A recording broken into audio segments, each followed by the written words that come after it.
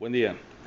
Estimados colegas, vamos a compartir unos minutos para ir revisando cada temática de la unidad didáctica de cambio organizacional. En esta oportunidad vamos a empezar primero con, pues obviamente, desde el principio, ¿verdad? Que explicando en qué consiste el cambio, eh, cómo se da en las organizaciones, cómo es la manera en la cual las empresas reaccionan ante el cambio. Y después de esos primeros conceptos, vamos a partir explicando las otras temáticas de la unidad. Ok. Vamos a iniciar entonces hablando los objetivos de esta unidad temática. Vamos a cubrir cuatro objetivos muy esenciales. El primero de todos es evaluar lo que es el concepto de cambio organizacional, tener un entendimiento de qué es lo que cambia dentro de una organización cuando se gesta una situación de cambio, cuáles son aquellas razones por las cuales las organizaciones deciden cambiar. Y lo digo de esta manera, deciden cambiar porque el cambio se puede dar, pero la organización perfectamente puede adoptar la forma de no hacer absolutamente nada. Y por último, entender cómo es que la organización cambia ante este fenómeno. Para ello entonces, vamos a explicar primero el concepto de cambio. Voy a traer a colación dentro de la unidad didáctica el caso NUMMI, en el cual hablamos de dos elementos importantes. El caso NUMMI es una referencia que se dio en los años 60 de tres entidades. La primera de ellas es la multinacional Toyota, la segunda es la otra empresa grande automotriz de Estados Unidos, General Motors, y tercero, el sindicato que tenía General Motors dentro de NUMMI, el cual en esa época era sumamente complejo. Era un sindicato que pasaba más tiempo en paro que produciendo. La oportunidad que dio Toyota fue que se le habían cerrado las oportunidades de ingreso al mercado estadounidense, con lo cual pues se limitaba su expansión internacional. Por otro lado, General Motors estaba muy interesada en poder adoptar, en hacerle un copy, digámoslo de esa manera, de la forma de trabajo de la empresa japonesa. Y por supuesto estaba el sindicato de trabajadores de General Motors que pues jalaban únicamente, como dicen, para su saco. Cuando General Motors decidió deshacerse de esa unidad problemática, digámoslo así, Toyota pues aprovechó la circunstancia y le propuso a General Motors comprarle esa unidad productiva, a lo que General Motors accedió. Y una de las condiciones que ponía General Motors era que emplearan trabajadores completamente nuevos a los que ya existían, cosa que Toyota no aceptó porque la filosofía de ellos era: ¿para qué les voy a enseñar a trabajar en algo que ya estas personas ya saben? Al final pues se lograron poner de acuerdo y la operación de NUMMI arrancó. Con el paso del tiempo, y estoy hablando en menos de un año, la operación de NUMMI llegó a ser la operación ejemplo de General Motors en el territorio estadounidense, cosa que los grandes directores de General Motors no comprendían, teniendo las mismas personas, los mismos equipos, la misma forma de producción. Todos los elementos no habían cambiado, lo único que había cambiado era la administración, y sin embargo los resultados eran mucho más que alentadores. Esta situación pues trajo posteriormente a estudiosos a realizar una serie de análisis, a ver qué es lo que había sucedido dentro de esta organización. Si nosotros hacemos un poquito de resumen de qué es lo que pasó con esta empresa, se dieron una serie de cambios, sobre todo del tipo de vista de cultura. No cambió la forma de trabajar, no cambió la maquinaria, no cambió absolutamente nada. Lo único que cambió fue la forma de gestión. Esta es una de las causas por las cuales las organizaciones deciden cambiar. Si nosotros quisiéramos emitir un concepto de en qué se basa o qué es el cambio organizacional, podemos decir que son aquel conjunto de elementos que se van a dar en cualquier nivel de la organización, ya sea por causas internas o causas externas, y que hacen que la organización pues decida abordar este cambio, ya sea de una manera positiva o de una manera negativa. ¿Okay? Vamos a empezar entonces a analizar cuáles son las causas y sobre todo las consecuencias del cambio organizacional para comprender de qué trata esta temática. ¿Qué es lo que cambia en las organizaciones? Las organizaciones las podemos concebir como sistemas abiertos. En este sentido, una organización va a responder a cambios tanto de su entorno como de su mundo interno. Y las organizaciones pueden cambiar por 6 elementos. Estos elementos son la infraestructura, la estructura organizativa, la tecnología, los procesos, los bienes y servicios, la cultura organizacional y el comportamiento humano. Vamos a explicar cada uno de ellos. La infraestructura hace referencia a lo que son las instalaciones, a los equipos, a la edificación como tal. Si una organización decide mudar sus instalaciones de un lugar a otro para aprovechar, por ejemplo, hoy día que tenemos un asfixiamiento vial en la capital, una empresa puede perfectamente decidirse mover sus instalaciones a una ciudad menos congestionada desde el punto de vista de tráfico vial. Eso es un cambio de infraestructura que puede traer consecuencias positivas y negativas. Los empleados pueden decidir no querer cambiarse porque se les está rompiendo su status quo. Para mí, yo vivo en San José, es más conveniente que yo trabaje en San José que me vaya a trabajar a San Ramón y viceversa. Ese puede ser un tipo de cambio ocasionado por un movimiento de edificaciones, un cambio de infraestructura. La estructura organizacional, por su lado, se refiere a aquellos cambios que hace la empresa para ser más competitiva o para hacerle frente a otro tipo de circunstancias, como por ejemplo adaptarse a los cambios del mercado. ¿De qué manera? Una estructura organizacional, cuando se define, inicia en una forma muy básica con una cabeza, como decir un director general, gerentes, jefaturas y en el nivel más bajo todo lo que es la operación. En algún momento alguien puede decidir que esa no es la mejor forma de afrontar el mercado y puede seccionar la organización y partirla en dos y tener 2 organizaciones paralelas. Y tengo 2 gerencias generales, subgerencias, jefaturas y también empleados de piso, como se le suele decir. Este cambio de infraestructura ocasiona, por supuesto, al principio puede ocasionar molestias, sobre todo para aquellas personas que ven disminuido su poder. Por ejemplo, yo soy el gerente y tengo a mi cargo 6 departamentos y de pronto me dicen, ya usted no va a ser el gerente de esta área, sino que va a tener únicamente 3 departamentos porque vamos a crear otra jefatura, gerencia, dirección a su mismo nivel y que se va a hacer cargo de los otros 3 departamentos. Eso puede ocasionar un resentimiento a lo interno de esta persona y oponerse a ese tipo de cambio y dar todas las razones que existan para que el cambio no se dé.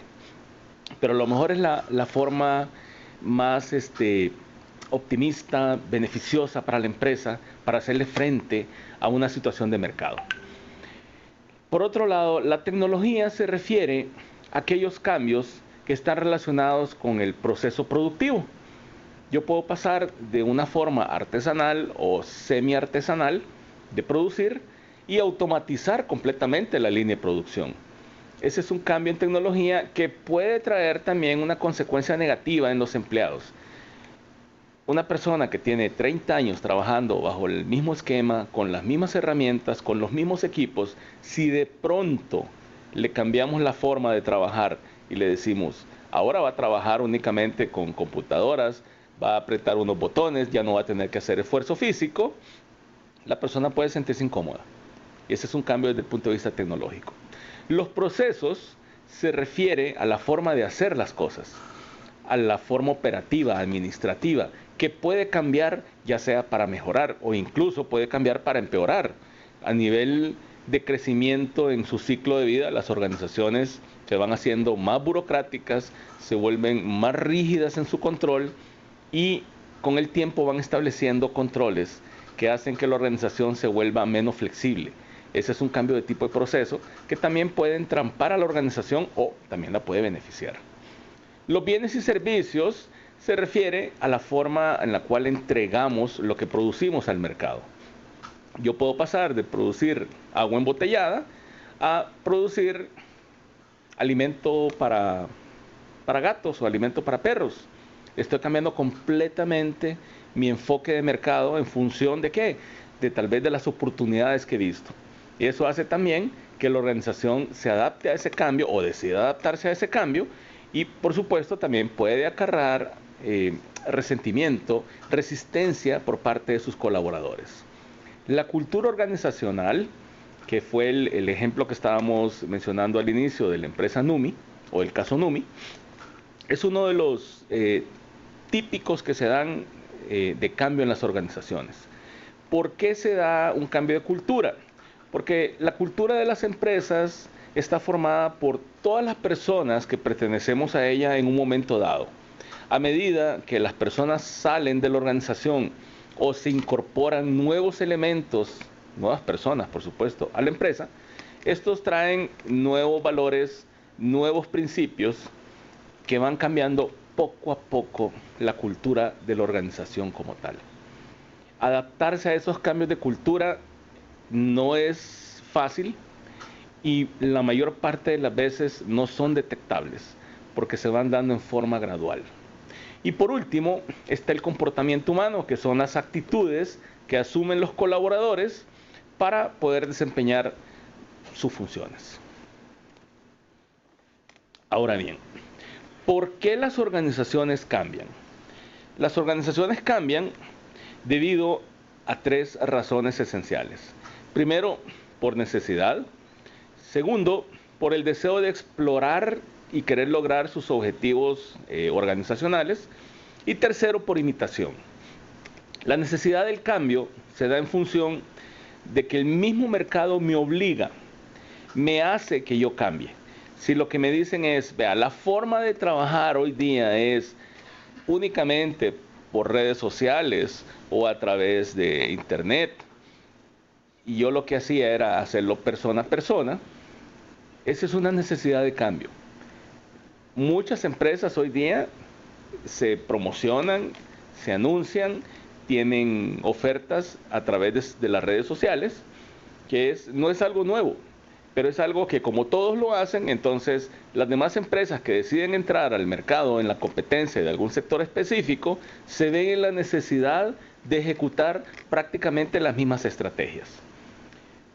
El segundo punto, que es el deseo de explorar y lograr los objetivos organizacionales, se refiere a que yo me puedo dar cuenta en algún momento en el tiempo que no voy a ser capaz de lograr las metas que me he propuesto.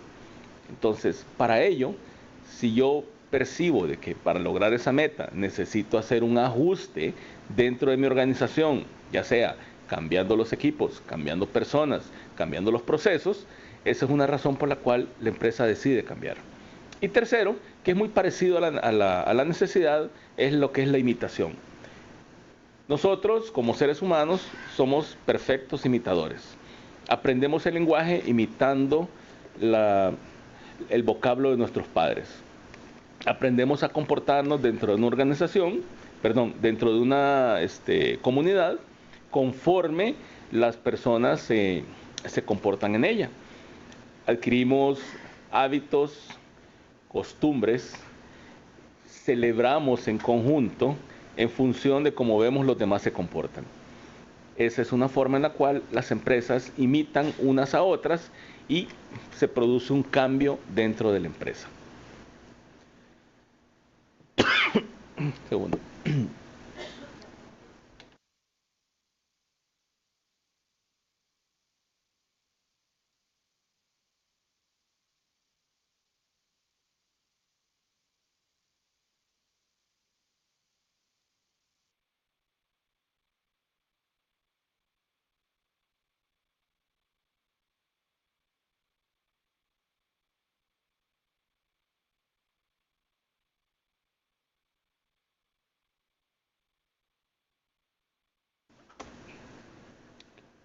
¿Cómo cambian las organizaciones?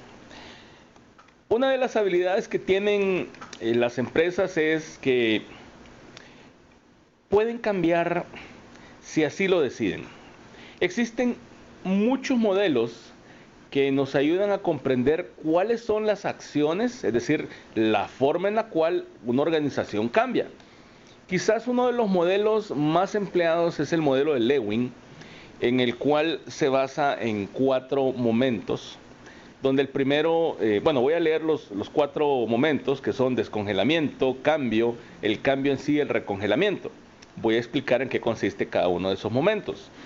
Cuando una organización se da cuenta de la necesidad de cambiar, tiene que hacer una acción de romper todo lo que la amarra en ese momento a esa actualidad. Es decir, se da la acción de descongelar. Tengo que deshacerme de todas las costumbres, de todos los hábitos, de toda la forma de pensar que yo tengo en este momento. Si yo logro conseguir eso, logro descongelar el status quo de la organización. El segundo elemento es el cambio. Es decir, una vez que yo me he descongelado y que estoy listo para aprender nuevas técnicas, para aprender una nueva cultura, un nuevo enfoque, decido entonces comprender ese cambio, lo interiorizo y paso a la siguiente etapa, que es el cambio en sí. Es decir, ejecuto el cambio. Aquí se pueden dar, no es una cosa que va a ser siempre exitosa. Pueden haber cambios que no dan resultados. Y les voy a poner un ejemplo que ustedes, me imagino que en alguna ocasión lo han visto en las calles, cuando oficiales de tránsito ponen conos para hacer un mejor sentido tener una mejor fluidez de tránsito, pero resulta que esa primera acción de conos lo que hace es entorpecer más el flujo vehicular. Lo que se hace entonces es cambiar, abrir más los conos o cerrarlos más, hacerle algún cambio para ver cuál de ellos funciona. Eso es lo que hacen las empresas. Probablemente la primera acción de cambio no funcione. Entonces lo que se hacen ajustes sucesivos o pequeñas precisiones. ¿Para qué? Para que el cambio tenga éxito. Y una vez que yo logro el objetivo, es decir, logré el propósito que me había planteado, entonces vuelvo otra vez a recongelar. Ese recongelamiento me lleva a un estatus previo al descongelamiento, y es decir, voy a ponerme como otra camisa de fuerza, y eso es la manera en la cual yo voy a continuar operando en el futuro. Sin embargo, no siempre el cambio va a tener sus fanáticos, no va a tener aquellas personas que lo apoyan. Siempre vamos a tener resistencia al cambio. La resistencia al cambio se va a dar porque muchas personas consideran que en lugar de beneficiar, el cambio viene a entorpecer. O porque yo pierdo algunos de los beneficios que tengo en este momento. Hagámonos una pregunta muy sencilla. ¿Por qué ha costado tanto en este país establecer una trama de diferencia horaria para que las personas entren a sus obligaciones? Porque todo el mundo quiere entrar a las 8 de la mañana y salir a las 5 de la tarde. Si yo le digo a una persona, vea, su nuevo horario de trabajo es de 6 de la mañana a 2 de la tarde, la persona probablemente puede haber un beneficio de salir a las 2 y tener más tiempo para hacer otro tipo de actividades personales. Pero, obviamente, tiene que hacer un sacrificio para el ingreso a la organización. Entrar a las 6 a.m. implica mover sus hábitos personales probablemente 1 o 2 horas de tiempo. O a lo mejor, si la persona usa transporte público, el transporte público no está disponible sino es a partir de las 5 de la mañana. Y si la persona tiene que invertir más de 1 hora en trasladarse desde su lugar de vivienda a su sitio de trabajo, no lo va a lograr y no va a poder llegar a las 6. Y algunos dicen, es que a mí no me sirve. O bien, otro puede decirle, vea, su nuevo horario de trabajo es entrar a las 10 de la mañana, pero sale a las 7 de la noche. Entonces, puede haber un beneficio, que voy a hacer las cosas con mucha más calma en la mañana, pero me voy a ver perjudicado saliendo después de la hora que todo el mundo sale.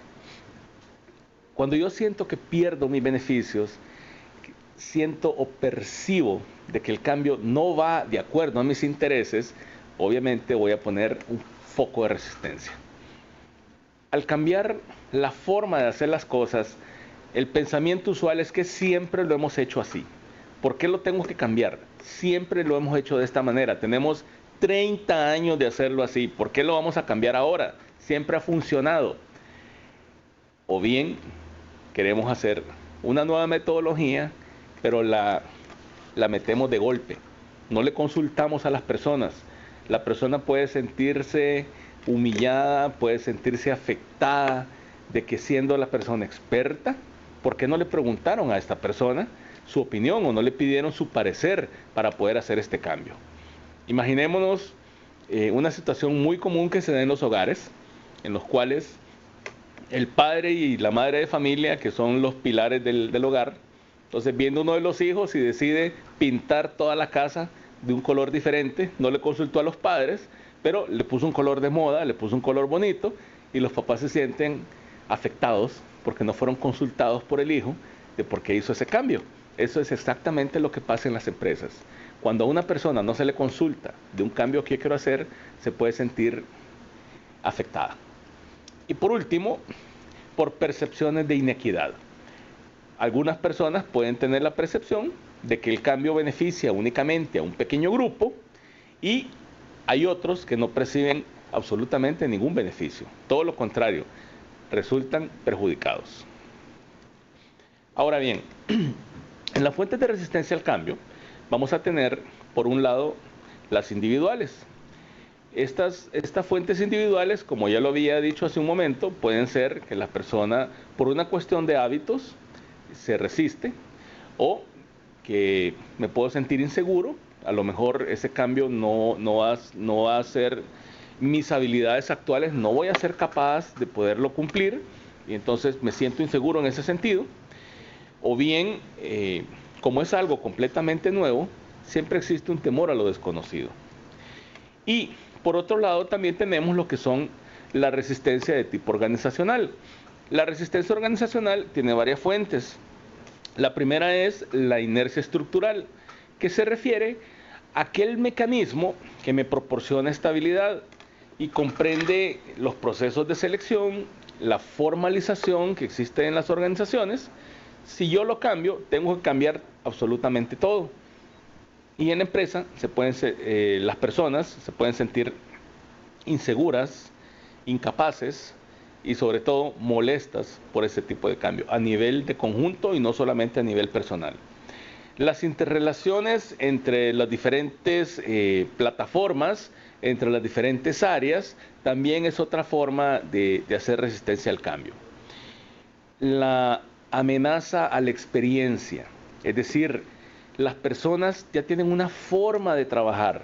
Si yo decido cambiar esa forma de actuar, esa forma de operar, la persona o el grupo de personas se van a sentir amenazadas y van a poner un foco de resistencia. ¿Okay?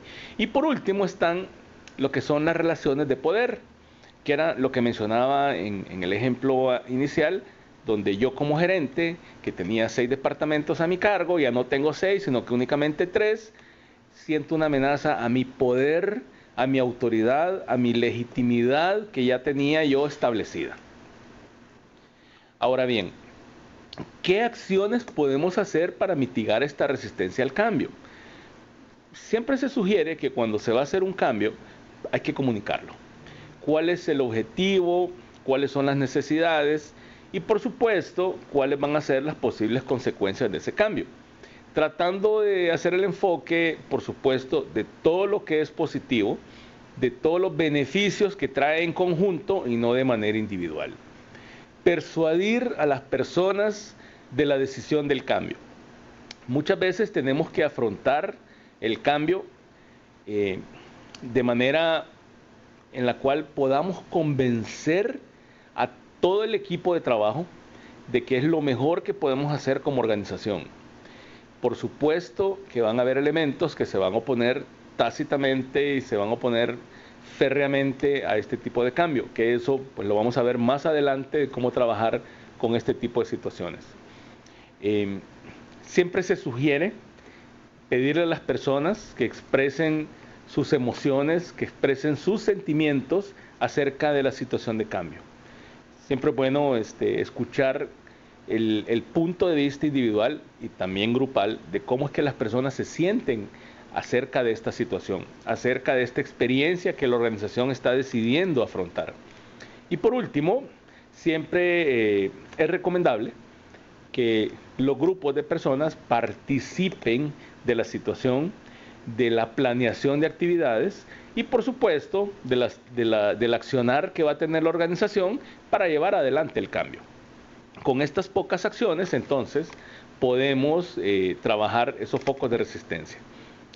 La resistencia al cambio se puede tipificar en una pirámide de resistencia donde el nivel más básico o la base de la pirámide es la que se llama el no saber.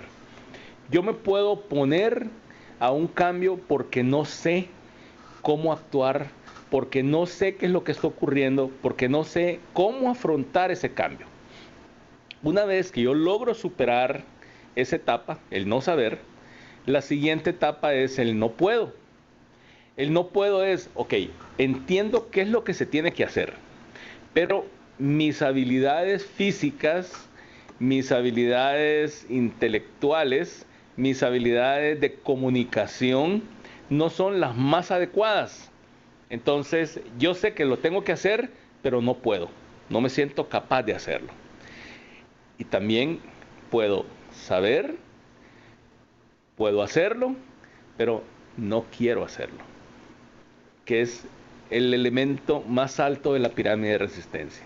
Ya este es un tipo de actitud, el comportamiento, en el cual yo decido no participar del cambio. ¿Por qué? Porque no estoy motivado, porque siento que no voy a tener beneficios, porque tengo una pérdida personal y por ello decido no querer cambiar. Trabajar con la pirámide de resistencia es uno de los elementos que sugerimos cuando hacemos análisis organizacional, porque ahí puedo identificar cómo trabajar con cada grupo. Con cada grupo se trabaja diferente. Por supuesto que un grupo yo lo puedo identificar en la base del no saber y una vez que logro superar ese foco de resistencia, este grupo puede llevar al siguiente nivel, que es el no poder. Y ahí tengo que hacer otro tipo de acciones. Pero siempre sugerimos que trabajemos la pirámide como una matriz. ¿Para qué? Para poder ir eliminando esos pequeños focos de resistencia que se van a dar de forma natural ante cualquier proceso de cambio. Habiendo revisado los conceptos anteriores, podemos entonces concluir que el cambio organizacional va a ser una respuesta que las organizaciones dan de acuerdo a su entorno, de acuerdo a los desafíos que se presentan, a las amenazas, a las oportunidades, a lo que la comunidad, a lo que su mercado le demanda. Esa respuesta es lo que va a provocar el cambio organizacional. Los cambios organizacionales pueden ser de dos maneras.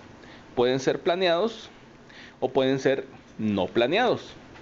Los no planeados son los que llamamos reactivos y se pueden dar por el estilo gerencial, por el medio o el entorno en el cual la organización se encuentra, que puede ser sumamente conflictivo o demasiado competitivo.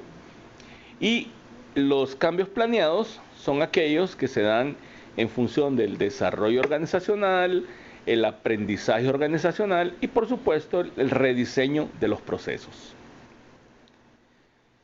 El desarrollo organizacional es uno de los cambios planeados a los cuales más énfasis se le ha hecho durante los últimos años. El desarrollo consiste en llevar a cabo acciones que tienen el propósito de modificar la cultura y el comportamiento de sus colaboradores.